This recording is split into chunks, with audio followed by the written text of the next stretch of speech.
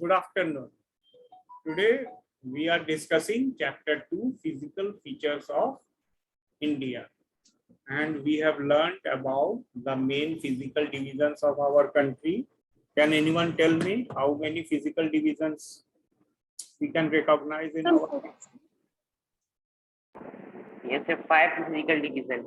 5 physical divisions in mainland and total One in outer land. one of the major physical division is outside of India, and they are the island groups. So total we have 6 physical divisions in our country. 5 of them are in our mainland, the 6th one being the island groups. So can you name the physical divisions of our country? Yes, sir. First, the Himalayas mountain. Second, the northern plate. Third, the peninsular plateau. Fourth, the Thar desert. Fifth, the western and eastern coastal plain. Sixth, the island. Very good. Okay, so you can name the main physical features, main physical divisions of our country, and we know few things about Himalayas, that it is derived from 2 Sanskrit words. Can you tell me the Sanskrit word and its meaning? Yes, Alay, which means house of Him snow. equals Okay, him plus alaya, these are the 2 Sanskrit words which means house of snow or simply abode of snow. House को abode भी बोलते हैं, ABODE, abode of snow. ठीक है? And the Himalayas are snow covered. So the word Himalaya means house of snow, and it also indicates that we will find mostly the snow covered hills in the Himalayan mountains. And they are very beautiful. Tourists are attracted of their scenic beauty or panoramic beauty. And lot of tourists from all over the world come to India and Nepal and China and Pakistan. So these are the Himalayan countries. Bhutan is also Himalayan country. Bhutan, Nepal, India, China, Pakistan. They have the Himalayan ranges in their territory, and lot of tourists from all over the world come to these places to enjoy the natural beauty or scenic beauty of this area. Today we will learn something which is very important for geography students. We will know that there are 2 ways of dividing the Himalayas. One way is that there are 3 parallel divisions or 3 parallel ranges of the Himalayas. I have drawn them here. The same drawing I have drawn them here as well, but I have cut them into 4 pieces. Number 1, number 2, number 3, and number 4. So this side we are learning about 4 transverse section of Himalaya. This side we will learn about 3 parallel division of Himalaya. So 3 parallel divisions of Himalayas are Himadri, Himachal, and Shivalik. The 3 parallel divisions are Himadri, Himachal, and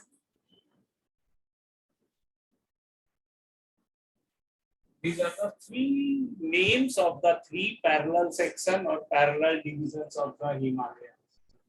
All right. So we will learn in detail about Himadri, Himachal, and Shivalik later on. Here, the 4 transverse sections of the Himalayas, divide them into, this one is Western Himalaya, this one is Eastern Himalaya.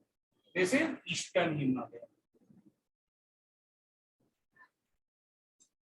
This is Western Himalaya. Eastern Himalaya, so this is Western. This is Central.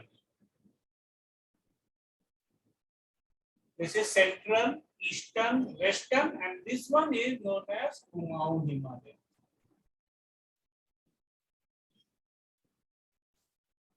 So four sections, transverse sections of the Himalayas are Western Himalaya, followed by Kumaon Himalaya, Central Himalaya, and Eastern Himalaya. All right, these sections are natural sections of the Himalayas. It means that the Western Himalaya is located between Indus River and Kali River. Indus River and Satluj River.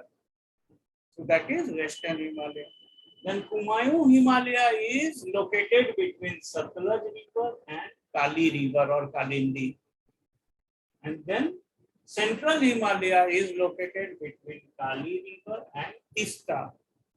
And finally, the Eastern Himalaya is located between Tista and Brahmaputra. So in this way, the rivers have cut the mountains into transverse section. Transverse means perpendicular section. You see these red lines actually cut them into right angle.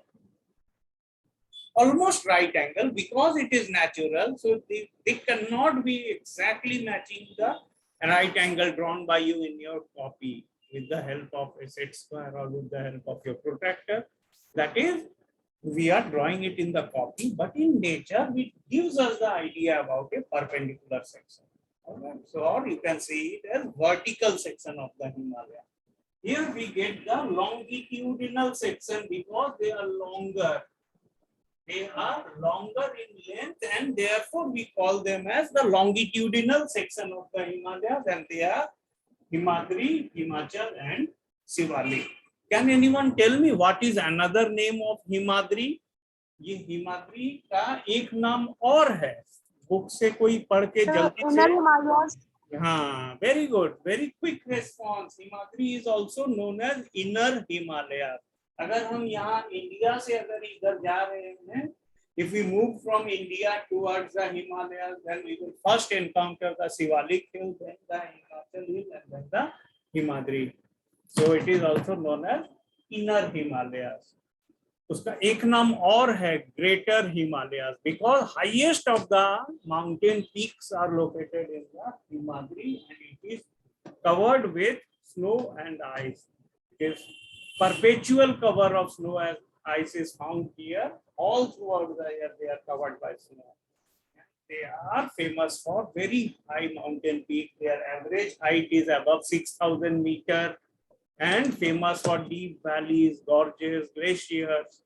So in that way we can find out the special features or characteristics of the Himadri. Then Himachal is located between Himadri and Shivalik. So it is also known as Middle Himalayas. The Himachal is also known as Middle Himalayas because it is located between Himadri and Shivalik mountain ranges. So the Himachal hills are around 3,700 to 4,500 meters and they are famous for hill station like Gulmarg or Pahalgam or Sonmarg, like Nainital, Mussoorie, Darjeeling. They are all located in the Himachal or the Middle Himalayas. And also they are famous for several valleys of flowers. Beautiful flowers grow in the valley portion of the Himalayas, in the Himachal ranges. And also they are famous for some pilgrim spots, some famous temples like your Amarnath temple, and then your Vaishno Devi temple is there in Jammu Kashmir. Then Kedarnath and Badrinath are also there in the Middle Himalayas in Uttarakhand. Likewise, come to know that the Himachal and Shivaliks are separated by broad valleys called as dune. And some famous dune are Dehra Dune, Kotli Dune is there, Patli Dune is there. So in that way, the Himachal and Shivalik ranges are separated from each other by some flat-bottomed, broad valleys known as dune. And in those dune, lot of townships have grown, especially because they are broad, they are flat. Within Himalayas, within such high mountain ranges, usually we don't find flat valleys or broad valleys, very uncommon feature. But The Himachal and the Shivalik is separated by those broad valleys known as Dun. So that is another important feature of the Himalayan ranges. Finally, the outer part of the Himalayas is known as Shivaliks. They are smaller hills, rounded hills, and they are hardly 900 to 1100 meter in height. But if we are in Gaya, then at least they are 3 to 4 times higher than the mountains and the hill ranges that we see here. In and around your Gaya, the hills are hardly 300 meter or 200 meter. But in the Himalaya, the Shivalik, being the smallest of the other rest of the Himalayan mountain ranges, still they are 900 meters to 1100 meters in height. And another feature of Shivalik is that they are affected by landslide and earthquake. Whatever the Himadri and Himachal have, in their core they have granitic rocks. And this entire part of India collided with Eurasian plate. The Indian plate collided with Eurasian plate. ये एक मान लो ये Indian plate है red वाला, और ये मान लो black वाला यूरेशियन प्लेट है. अब इन दोनों के बीच में ये इंडियन प्लेट जो है ये साउथ वेस्ट से नॉर्थ ईस्ट की तरफ मूव कर रहे हैं, और ये एशियन प्लेट है. इन दोनों के टक्कर से जो है हिमालयन माउंटेन्स का फॉर्मेशन हुआ है. एक इंडियन प्लेट है, एक यूरेशियन प्लेट है. इंडियन प्लेट ब्लू से अभी दिखा रहे हैं और यूरेशियन प्लेट को ब्लैक से दिखा रहे हैं. इन दोनों के कॉलिशन से, टक्कर से जो है हिमालयस बन गए थे. तो about how many years ago the Himalayas were found? Approximately about 5 crore or 50 million years ago. So that was the time period which is also known as the tertiary period. So most of the Himalayan ranges have originated 50 million years ago or 5 crore years ago with the collision between Indian plate, Indo-Australian plate and Eurasian plate. And this part was once when there was no Himalayas and Indian plate was at some unknown location. Eurasian plate was also having its own position somewhere, it's not known. So there was a Tethys Sea in between. इन दोनों के बीच में एक समुंदर हुआ करता था, ancient ocean हुआ करता था, उनका नाम था टेथिस. तो इसका स्पेलिंग क्या होगा टेथिस का?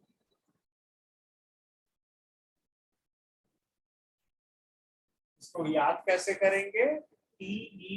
TETHYS ये स्पेलिंग है टेथिस, और ये प्रोनाउंसिएशन है टेथिस. जो है वो जो सी था तो जरूर उसके नीचे बालू भी रहे होंगे. हर समुंदर के नीचे बालू, कीचड़, मिट्टी, पत्थर रहते हैं. तो टेथिस सी के भी नीचे जितने सॉइल सेडिमेंट्स थे, जितने उसके बॉटम में जो भी मटेरियल थे, वो इंडियन प्लेट और यूरेशियन प्लेट के टक्कर से जो है वो टेथिस सी के सारे सेडिमेंट्स जो है वो आज के डेट का हिमालयन माउंटेन रेंज बन गया है.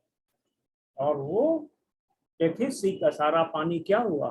सारा पानी छिटक गया, सारा पानी जो है इधर उधर फ्लैश फ्लड. और ये जो भयानक प्रलय हुआ होगा जहाँ दो प्लेट टकराए हैं, कॉलिजन हुआ है और हिमालय बन रहे थे, और इनको बनने में 5 करोड़ साल 50 मिलियन ईयर्स लगे हैं. तो ये एकाएक स्विच ऑन करने जैसी घटना नहीं है. It is not something that we have switched on and we are going to see the formation of the Himalayas. It was gradual. It took 5 to 50 million years in between. That much time span it has taken. और उनके example है आज भी active है Himalayan mountains. और 2014 में 24 अप्रैल को नेपाल में बहुत भयंकर अर्थक्वेक आया. हमारे गया में भी इतने जोरदार अर्थक्वेक आए थे. नॉर्थ इंडिया में भी पूरा जो है अर्थक्वेक, सब कोई जो है भूकंप के झटके जो है महसूस किए थे. और न्यूज में दिन भर दिखाया कितनी बिल्डिंग में दरार पड़ गए, कितने जगह में कितने नुकसान हुए. नेपाल में उसका फोकस था अर्थक्वेक का, और जिसके कारण नेपाल में सबसे ज्यादा जो है नुकसान हम लोगों को देखने मिला. ये ज्यादा पुराने घटना नहीं है, 2014 की है, तुम लोग बहुत छोटे थे। कोई बता सकते हो 2014 में तुम लोग कौन क्लास में थे? May be class LKG।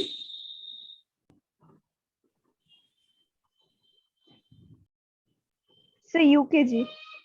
अच्छा, UKG में थे, तब कुछ नहीं पता तुम लोगों को क्या हुआ होगा, कुछ भी नहीं याद होगा। लेकिन हमारे DAV स्कूल में भी जो है बच्चे आए हुए थे, और वो सारे बच्चों को हम लोग जो है स्कूल बिल्डिंग पूरा खाली करा दिए थे, और ओपन फील्ड जहाँ बस रुकती है वहां सबको लाइन बना के वहां पे हम लोग जो है असेंबल करा दिए थे, क्योंकि इतने बड़े भूकंप के झटके आए थे कि हमारे स्कूल के भी बिल्डिंग जो है उसमें जो है हिल रहे थे।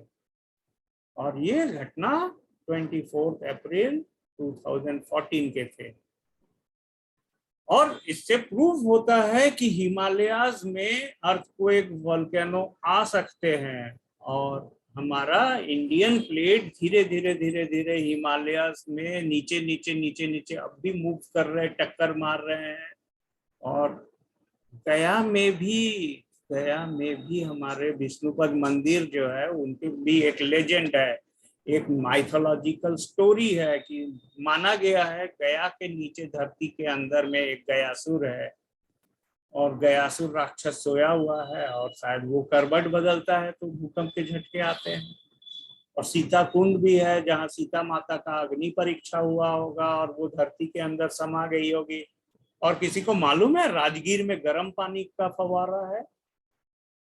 Yes sir. गर्म पानी, राजगीर से गर्म पानी आता है, तो क्या वजह है? कौन सा इंडियन का चूल्हा जल रहा है वहां? क्या कोई गैस सिलेंडर जला के पानी गर्म कर रहा है? No, sir. नहीं ना।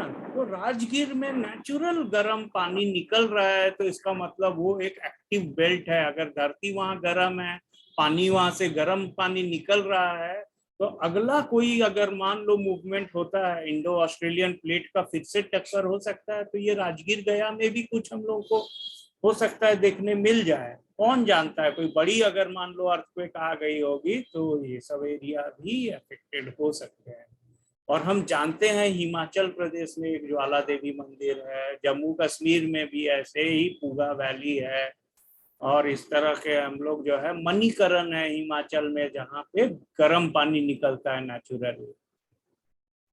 और भी छोटे छोटे छोटे छोटे लोकेशन है जहाँ से गर्म धुआं उठता है, जहाँ धरती गर्म है, उफन रहा है और वो एक्टिव है, वहाँ दरारें महसूस की जा रही है, यानी कुछ ना कुछ नेचुरल इवेंट हो सकते हैं।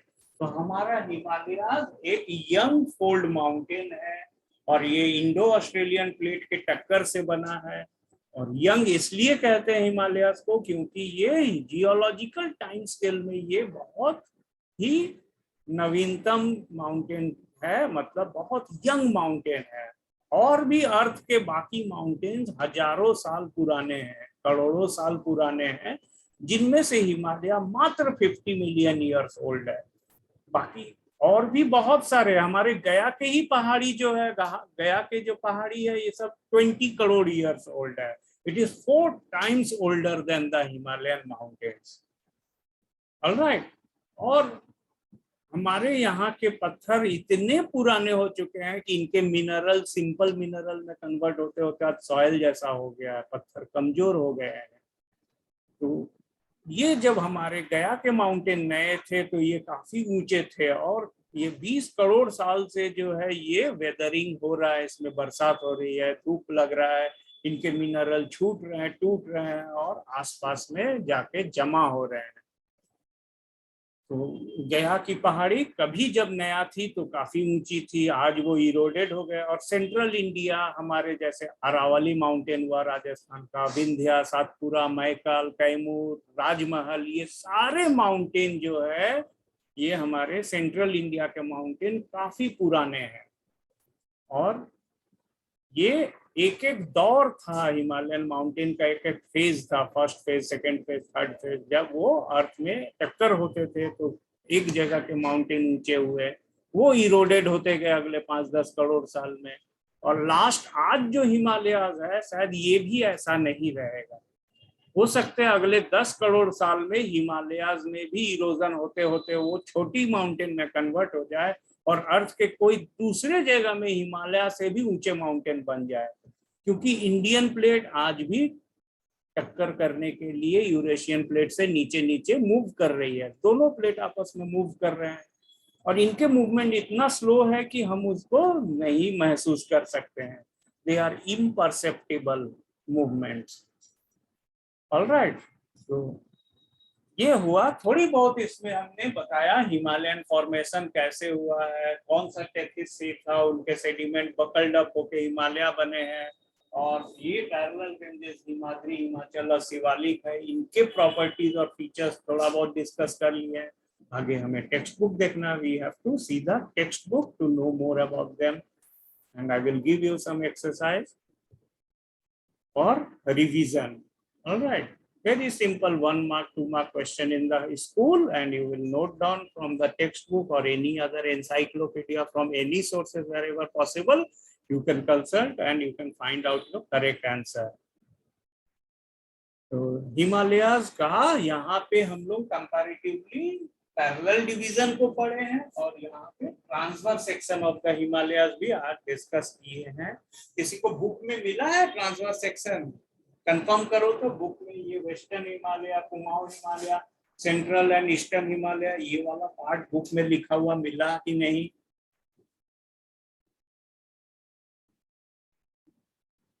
Late me see who is going to confirm. Unmute करके बताओगे कि ये transverse section of the Himalaya तुम्हारे बुक में लिखा हुआ मिल रहा है कि नहीं मिल रहा है? Western Himalaya, Eastern Himalaya, Central Himalaya, and Kumaon Himalaya. And which are the rivers between which the Western Himalaya, Kumaon, Central and Eastern Himalaya located? Ayushi, ज्योति, जो भी हो, कोई रेस्पॉन्स कर सकते हो?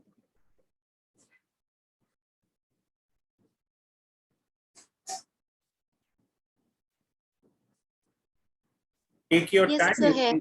मिल गया? चलो, ज्योति बोल रही है कि बुक में है western Himalaya, eastern Himalaya, central and Kumaon, ये 4 सेक्शन है, इनको ट्रांसवर्स सेक्शन बोलते हैं। और उनको ये एक बच्चे को मिल गया है तो सबको मिल जाएगा बुक में, उनको यस सर, मिल गया। और हिमाद्री, हिमाचल और शिवालिक, इनका भी 2-3 पॉइंट 3 पॉइंट्स बन जाएगा। Himadri, Himachal and Shivalik, yes sir, yes sir. 3 point Himadri के, 3 पॉइंट शिवालिक के, 3 पॉइंट हिमाचल के। चलो, अब क्या तुम बता सकते हो हिमालयाज के कुछ माउंटेन पीक? माउंट एवरेस्ट की हाइट कितनी है और वो इंडिया में है कि नेपाल में है? सर नेपाल में है और 8848 मीटर। वेरी गुड, ये तो बहुत इजी था। चलो, कंचनजंगा की हाइट बताओ, और वो सिक्किम में है कि वेस्ट बंगाल में है?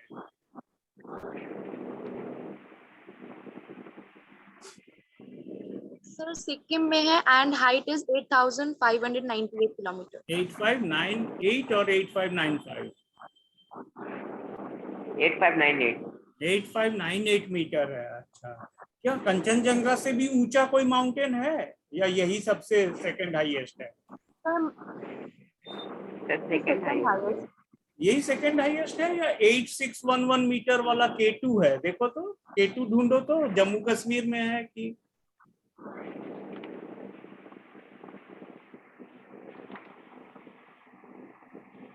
ढूंढो K2 ऐसा जगह। Yes sir, yes sir, yes sir.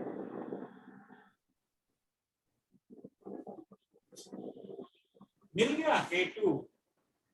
और क्या मिला हम लोग को यहाँ पे? कंचनजंगा।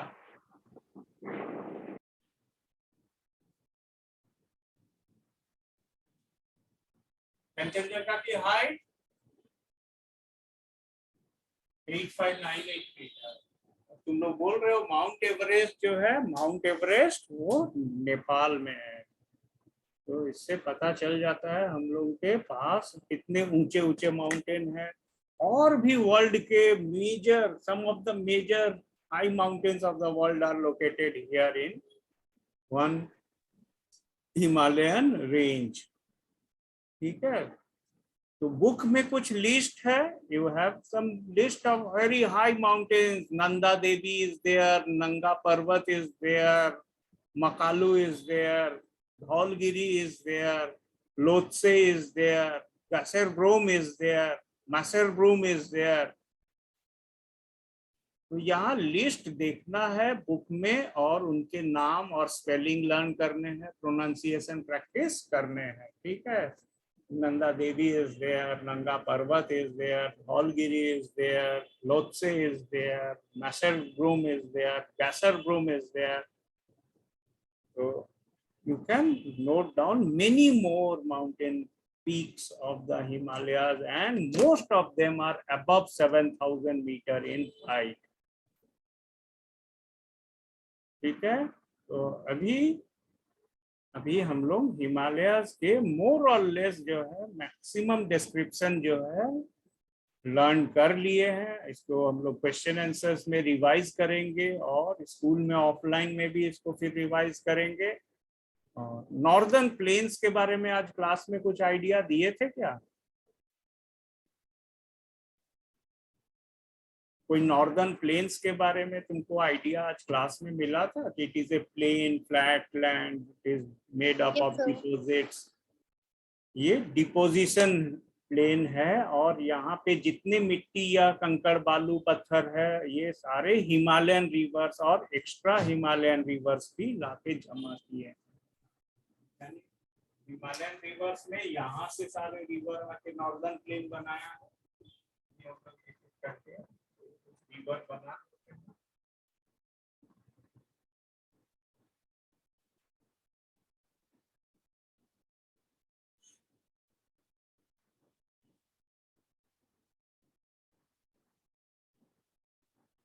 ये हिमालयन रिवर्स हमने बनाया है और ये लोग हिमालय से आके जो है सेडिमेंट जमा किए। ये इंडस रिवर है, ये सतलज है, यहाँ और भी रिवर है, चेनाब है, झेलम है, रवि है, ब्यास है।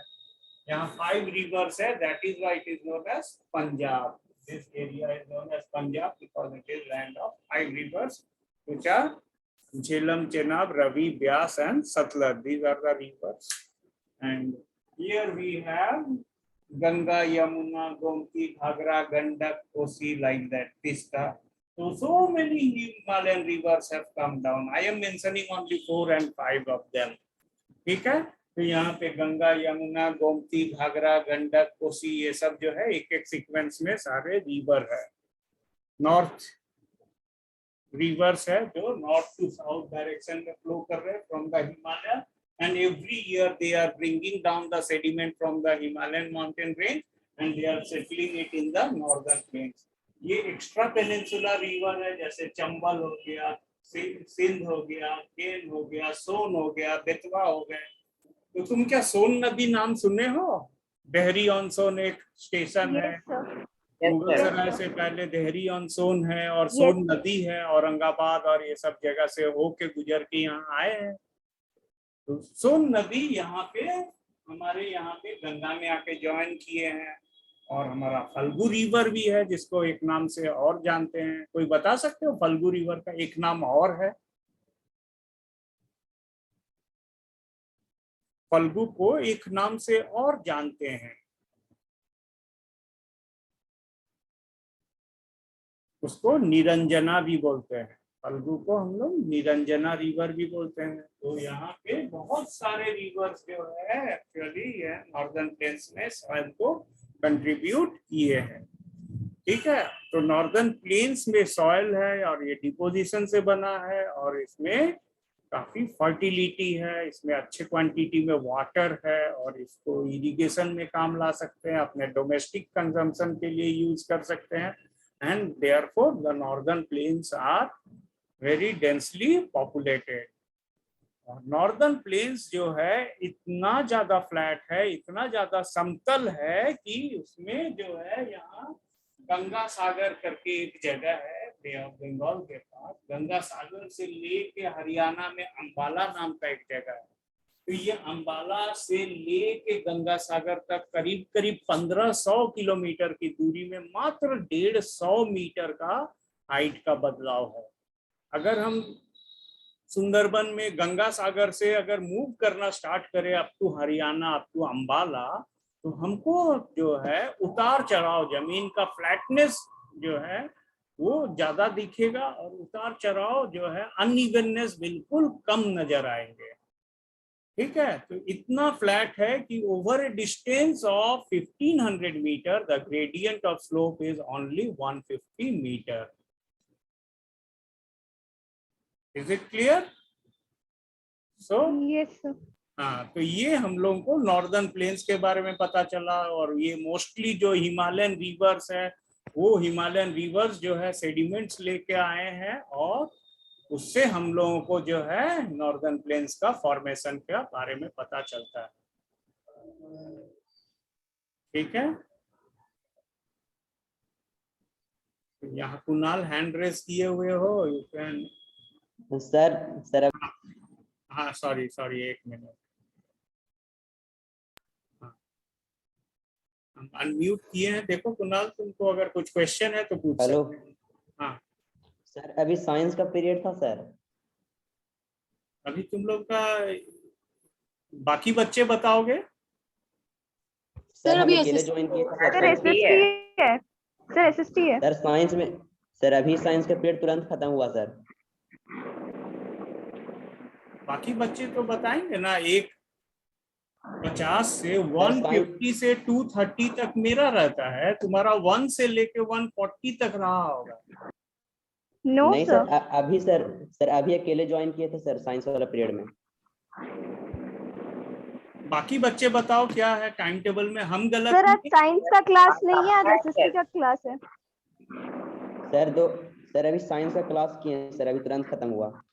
अच्छा तो ठीक मैम है, गलती की बात कर सॉरी। अच्छा कोई बात नहीं। तुम सर- अगर साइंस में अटेंड किए हो और यहाँ आए हो, कोई प्रॉब्लम नहीं है। ये क्लास भी अभी खत्म होने वाला है।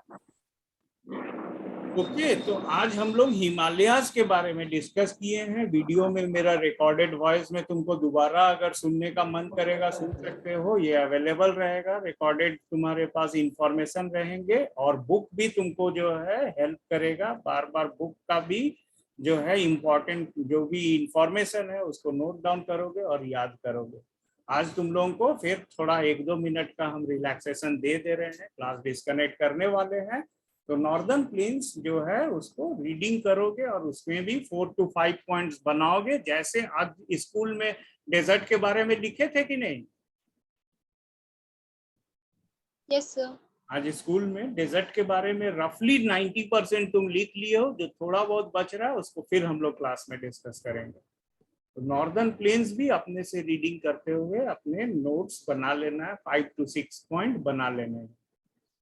कौन सा पंजाब प्लेन है, कौन यूपी का अपर गंगा प्लेन है, कौन मिडिल गंगा प्लेन है, कौन लोअर गंगा प्लेन है, क्या वेस्ट बंगाल वाला लोअर गंगा है, क्या बिहार वाले मिडिल गंगा प्लेन है, क्या यूपी वाले अपर गंगा प्लेन है, और पंजाब प्लेन गंगा से बना है या इंदस एंड सतलज के ट्रिब्यूटरीज से बना है।